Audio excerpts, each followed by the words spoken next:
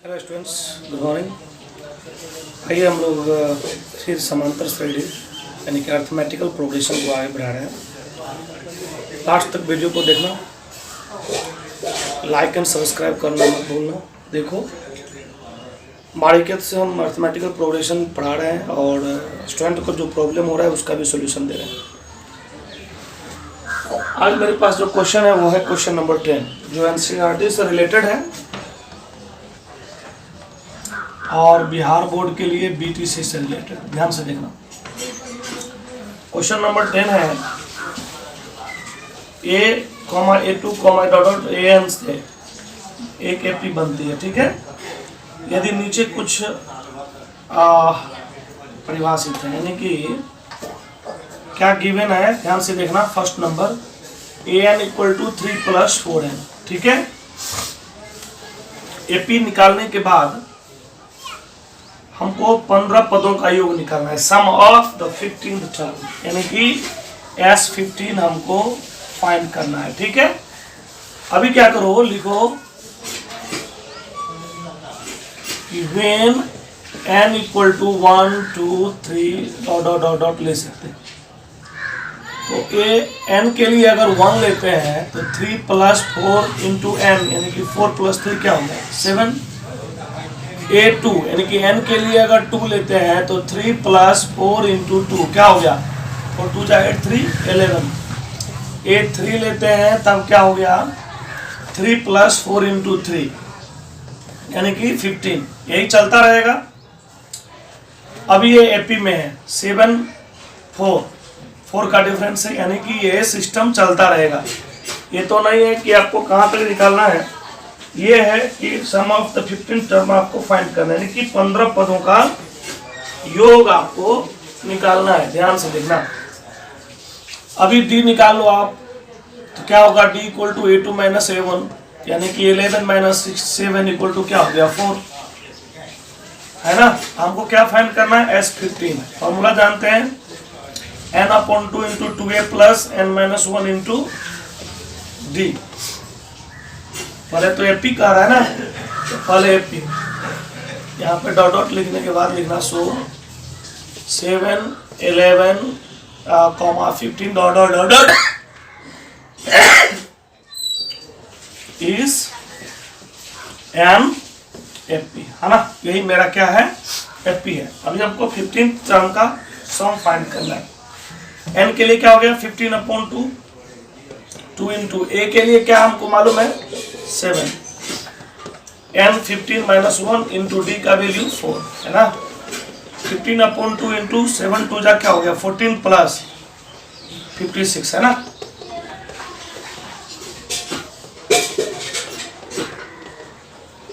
Multiply करो इसको, 525। ठीक है, तो ये हो गया मेरा answer. 525 is the right answer, है ना। यानी कि ऐसे हम लोग सेकंड क्वेश्चन को भी सॉल्व करेंगे। हमको यानी कि n लास्ट टर्म हमको फाइंड है, an = 3 + 4n, है ना। अभी इसको कह रहा है कि आप एपी में लिखो, तो मैंने एपी में लिखा। एपी में लिखने के लिए मैंने क्या किया, n = 1 2 3 4 वगैरह देना स्टार्ट किया। तो 1 लेते हैं तो ये 7 आता है first term. Second term find कर लिया, थर्ड टर्म भी फाइंड कर लिया, तो ये मेरा एपी में है, यानी कि 4 का डिफरेंस है तो एपी में है।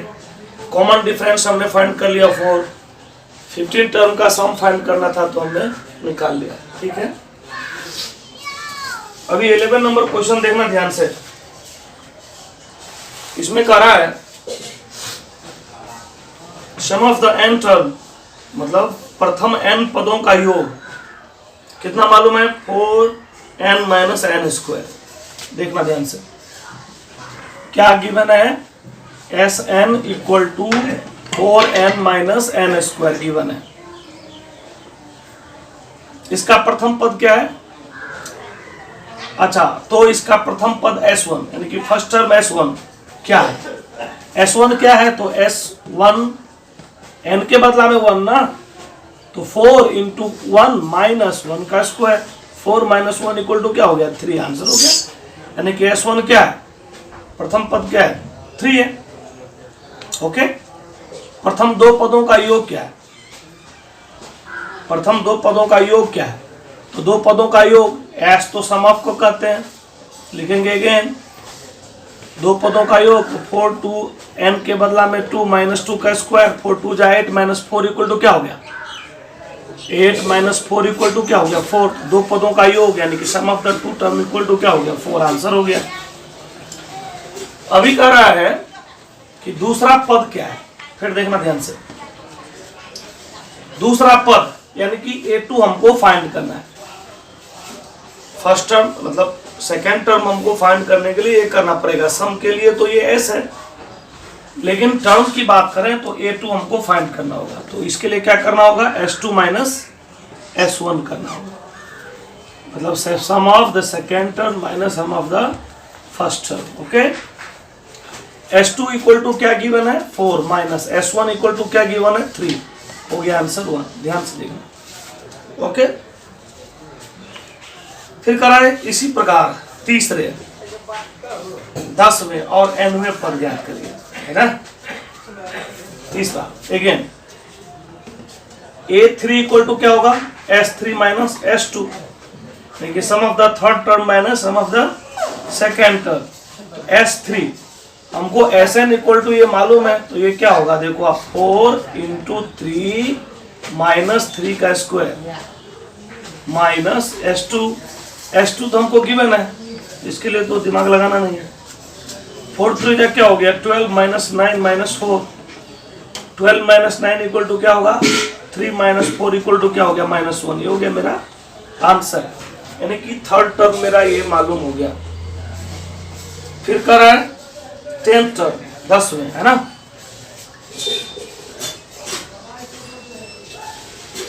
a10 इक्वल टू क्या होता है? s10 - s9। s10 तो हमको मालूम नहीं है, sn तो मालूम है। 4 × n के बदले में 10 - 10 का स्क्वायर, है ना। 9 भी मालूम नहीं है, 9 भी कर लो आप। 4 × 9 - 9 का स्क्वायर। ध्यान से देखो क्या होगा? 4 10 जा 40 - 100, 4 9 जा 36 - 81, ये क्या हो गया? -60।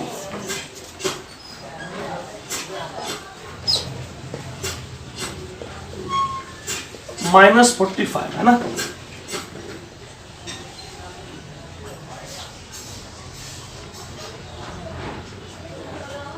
ठीक, -60, ये माइनस क्या हो गया? +45, ये क्या हो गया? -15, यानी कि a10 10th टर्म क्या हो गया मेरा? -15। फिर से nवें पद ज्ञात करें।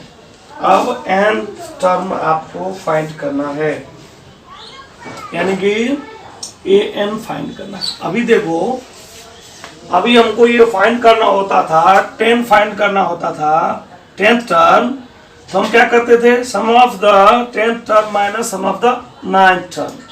अभी n के लिए क्या करना होगा? यानी कि एक तो n टर्म होगा, इसे 10 था तो 10 देते हैं कि नहीं। एक तो sn करना होगा और एक कम करना होगा, 1 माइनस करना होगा। तो इसके लिए क्या करना होगा? sn minus 1। ध्यान देना।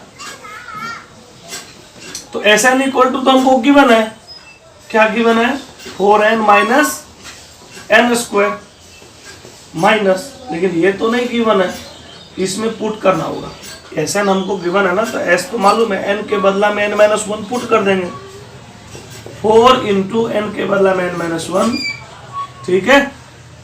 ये n - 1, ध्यान से देखना, -n स्क्वायर, तो n के बदला में क्या है मेरा? n - 1 का whole square. 4n - n square minus 4 से मल्टीप्लाई कर लो आप, 4n - 4 minus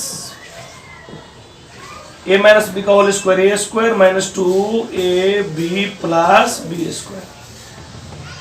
4n - n square minus 4n - 4 minus n square minus plus 2n - 1। 4n minus 4 minus n square minus minus plus 2n minus plus minus 1। अभी ध्यान से देखना, 4n minus n square minus 4n और ये तो 4 और plus क्या हो गया 4 और 2 6 तो माइनस 6n है ना, ये minus minus plus n square, ठीक है। माइनस 4 और माइनस 1 क्या हो गया माइनस 5 तो क्या हो गया प्लस 5। अभी देखना n square plus n square minus cancel हो गया है ना।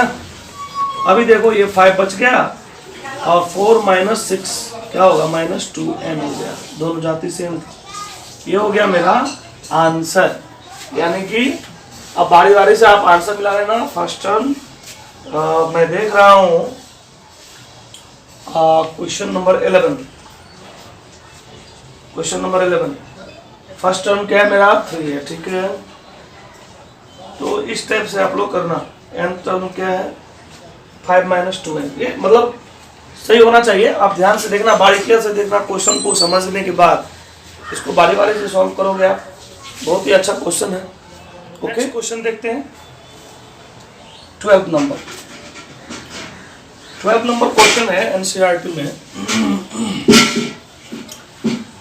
ऐसे प्रथम 40 धन पूर्णांक का योग ज्ञात करें, सम ज्ञात करना है जो 6 से डिविजिबल है, यानी कि विभाज्य है ना।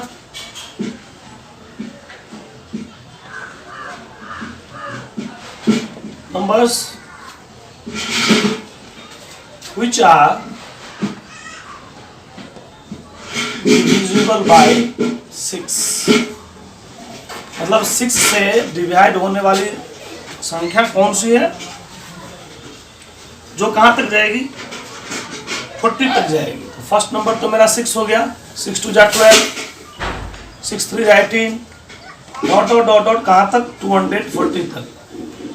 मतलब 40 धन पूर्णांक ज्ञात करना है ना, पॉजिटिव होना चाहिए, इंटीजर नंबर भी होना चाहिए और लास्ट 14 तक यानी कि 40 धन पूर्णांक। तो 40 होने के लिए लास्ट क्या होगा 6 को 40 से मल्टीप्लाई करना होगा। अब इसका सम आपको फाइंड करना है। देखो ऐसे अब अगर आप करते हो जनरली तो क्या करना होगा 6 + 12 + 18 डॉट डॉट डॉट करके आपको ऐड करना होगा, तो आपको क्वेश्चन सॉल्व करने में परेशानी होगी। इसीलिए अर्थमेटिकल प्रोग्रेशन का जो फॉर्मूला मैंने बताया है उसको यूज करके आप बहुत ही कम समय में सॉल्व कर सकते हो। a = 6, d = 12 - 6 = क्या हो गया 6 हो गया। अब लास्ट टर्म मेरे को मालूम है l 240 l है ना, लास्ट टर्म अंतिम पद है ना। अभी आपको Sn फाइंड करना है। Sn भी हमको गिवन है, n कितना गिवन है 40, 40 ना लास्ट है। अभी देखो आप क्या होता है n/2 a + l, यानी कि s 40 = 40/2 इंटू a का वैल्यू क्या है 6, l क्या मालूम है 240, 40/2 इंटू क्या हो गया 246, कैंसिल करो इसको, इतना हो गया।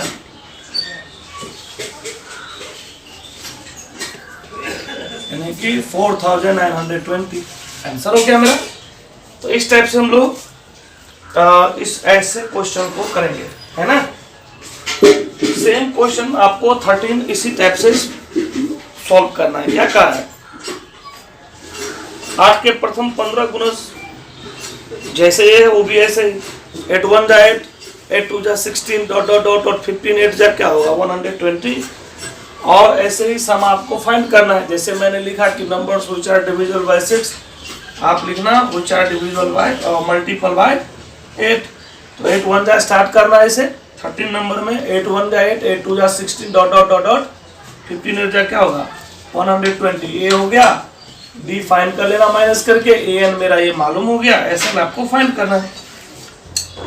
अभी 14 नंबर ध्यान से देखो, 0 और 50 के बीच में विषम संख्या का योग, मतलब ओड नंबर 0 से लेके 50 तक में ओड नंबर क्या क्या है 1 है, 3 है, 5 है, 7 है, यही सिलसिला चलता रहेगा। कहाँ तक जाएगा ये 49 तक। अभी देखो कितना का डिफरेंस है 2 का, कितना डिफरेंस है 2 का, कितना डिफरेंस है 2 का, एपी में तो है ही। ए इक्वल टू मेरा क्या मालूम हो गया 1, डी इक्वल टू क्या हो गया 3 माइनस 1 इक्वल टू 2।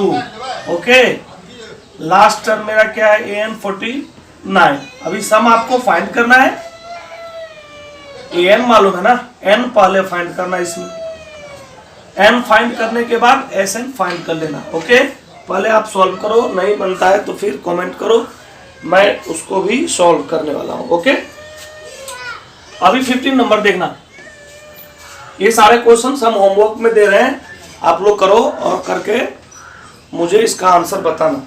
नहीं होता है तो आप कमेंट करना, मैं इसका सॉल्यूशन दूंगा। लिखता है निर्माण कार्य से संबंधित किसी ठेके से एक निश्चित तिथि के बाद कार्य विलंब से पूरा करने पर जुर्माना लगाने का प्रावधान है। पहले दिन 200 रुपये, दूसरे दिन 250, तीसरे दिन 300, यानी कि प्रत्येक दिन 50 रुपीज इंक्रीज हो जाता है ना। एक ठेकेदार को जुर्माना के रूप में कितनी राशि अदा करने पर ही वह कार्य में 30 दिन विलंब कर गया। मतलब देखो आप, कोई वर्क जो है ठेका पर करना स्टार्ट करता है, एग्रीमेंट ले लिया कि मैं इतना दिन में इस कार्य को कंप्लीट कर दूंगा, और उसमें एक बॉन्ड बनाया गया कि आप अगर कार्य को विलंब से करते हैं तो पर डे आपको 50 रुपीज फाइन लगेगी। ओके, तो फर्स्ट डे कितना है 200, फर्स्ट डे कितना है 200, सेकेंड डे क्या होता है 250, थर्ड डे क्या होता है 300। ये सिलसिला कब तक चलता है 30 डेज तक। मतलब ये लास्ट वाला मालूम नहीं है, लेकिन ये सिलसिला कहाँ तक चलता है 30 डेज तक, है ना। तो इसमें ए क्या हो गया 200, डी यानी कि 50 रुपीज इंक्रीज हो रहा है, मतलब फाइन के रूप में, फाइन 50 रुपीज पर डे लग रहा है, तो ये मेरा कॉमन डिफरेंस हो गया। और n इक्वल टू हमको मालूम हो गया 30, और कुछ भी मालूम नहीं। अब हमको SN फाइंड करना है, निकाल लो। SN equal to n/2 into 2a plus n minus 1 into d. आपको n गिवन है, a गिवन है, d गिवन है, तो SN फाइंड आसानी से आप लोग कर सकते हो। यानी कि 4 का जरूरी है, 3 हमें मालूम है, चौथा फाइंड कर लेना। ऐसे फॉर्मूला पर इस टाइप से करते हैं। अगर आपको 30 डेज का निकालने के लिए कहे पर डे, तो आपको एक इंडेक्स तैयार करना पड़ेगा। चलो 50 50 50 50 30 डेज तक ये करना पड़ेगा, है ना। जैसे मैंने 300 तक किया, फिर चौथे रोज 350 होगा, ऐसे करके 50 रुपीज बढ़ती जाएगी। और बहुत ही आसान करने के लिए इस फॉर्मूला का हम लोग यूज करते हैं। अभी देखो 16 नंबर, किसी स्कूल के विद्यार्थियों को उनके समग्र शैक्षणिक प्रदर्शन के लिए 7 नगद पुरस्कार देने के लिए 700 रुपये की राशि रखी गई। यदि प्रत्येक पुरस्कार अपने ठीक वाले पुरस्कार से 20 रुपये कम है तो प्रत्येक पुरस्कार का मान क्या है। देखो, कोई फंक्शन होता है स्कूल में, एक प्रोग्राम होती है, उसमें 7th गिफ्ट होता है पुरस्कृत करने के लिए, प्राइज करने के लिए। तो उसमें एक सर्कल बना हुआ है, सर्किल बना हुआ है कि जो फर्स्ट क्लास का स्टूडेंट है और नीचे 7 बच्चों को, मतलब मान लो किसी बच्चे को 100 में 99 आ गया तो फर्स्ट हो गया, फिर 98 97 ऐसे करके 7 बच्चे हैं। और उस बच्चे के जो नगद पुरस्कार हैं, मतलब कैश है, सपोज कर लो 100 है या 200 है, तो फर्स्ट बच्चे को 200, सेकंड को 180, फिर थर्ड को 160, यानी कि 20 रुपीज जो है प्रत्येक बार क्या हो रहा है, कम हो रहा है। ओके, 7 नगद पुरस्कार है, ध्यान देना।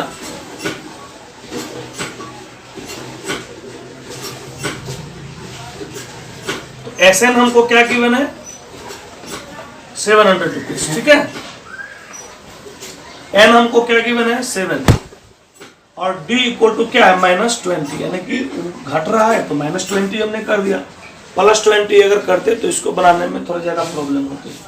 अब ये करने के बाद A फाइंड कर लो और D फाइंड कर लो। A और D फाइंड करने के बाद AP में उसको लिख दो, वही होगा मेरा आंसर। इतना क्वेश्चन आप लोग होमवर्क में करना।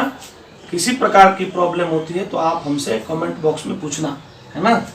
अब क्वेश्चन में कुछ रहा नहीं, आपको अगर प्रॉब्लम होती है तो आप लोग पूछो, फिर मैं सॉल्व करूंगा। सेम सभी सारे क्वेश्चन इसी टाइप के, लकड़ी वाले भी वही है। आपको कोई भी क्वेश्चन अगर प्रॉब्लम होता है तो कमेंट बॉक्स में हमसे पूछना, मैं उसका सोल्यूशन दूंगा।